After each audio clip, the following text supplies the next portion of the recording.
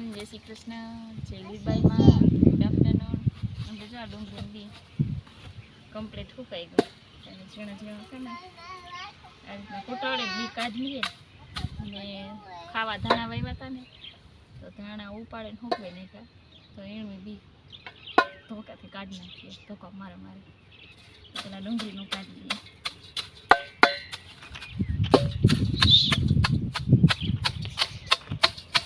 એકદમ હવે તડકા લૂમાં કઈ બાકી ને એટલી લૂ હતી ને ડુંગળી બી હાવ ફૂકાઈ ગયું. એમાં ભૂકો કરીને મિક્સમાં નાખીએ ને ડુંગળી વાવવામાં પણ બિયારણ કાંઈ આવે છે. પછી થોડું થોડું પવની વાવલે નાખીએ એટલે ઉડે જાય, ફોતરા બી થઈ જાય.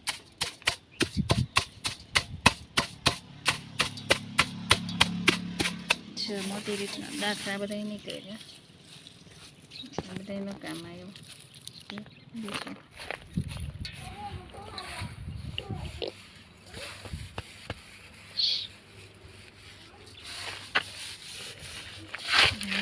હાથું મસ્ત બી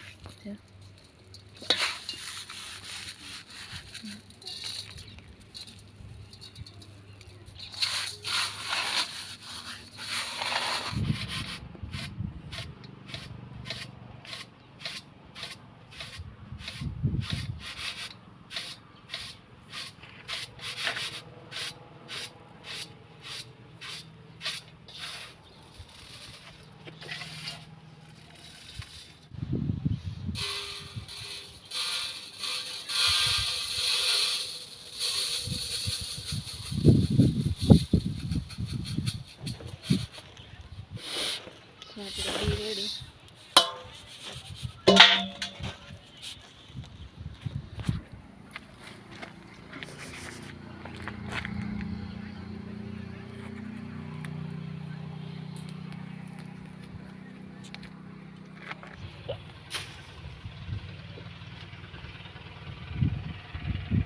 આપણા ધાણા છે એ ફૂલ ઉકાઈ ગયા. વાવવા હાટું બી કરવું એટલે બી, ધાણા ભાજી કરવી તો, શાકભાજી નાખવું તો.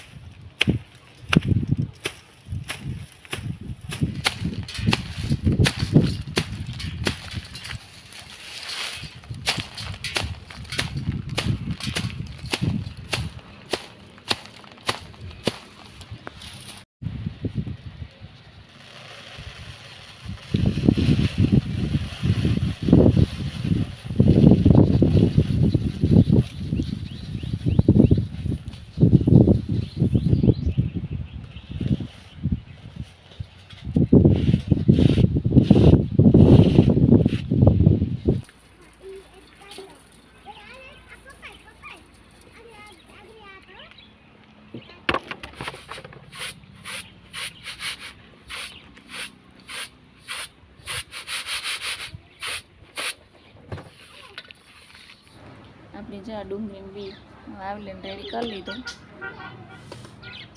એકદમ ચોખ્ખું સણદ જેવું થઈ ગયું ડુંગળી બી. આ છે આપણે ધાણા ગોટાવડીને કર્યા હતા રેડી, ધાણા રેડી થઈ ગયા.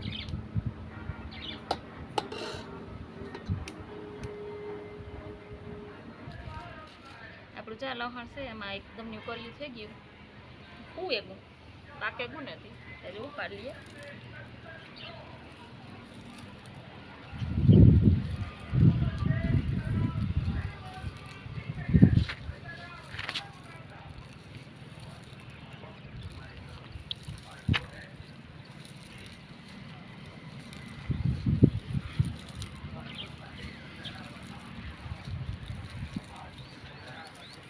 કરીએ તો મસ્તી જ થઈ ગઈ. તમે જો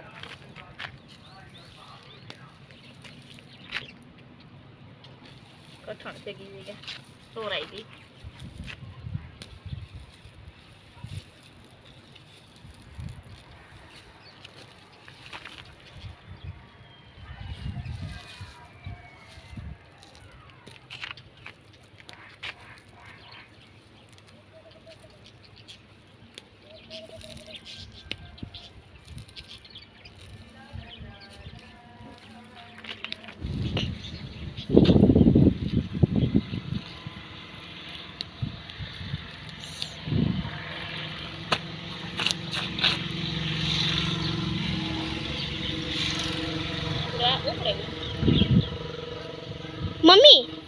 લહણ ધોવું નહીં પડે. ધોવાનું ન હોય અહીં ગારો થઈ ગયો પછી સુકાઈ જાય ને હા એ બધા ગારો સુકાઈ ખરે જાય પછી આપણે આખે આખું થોડું કઈ મોરે નાખી દેવાનું હોય અને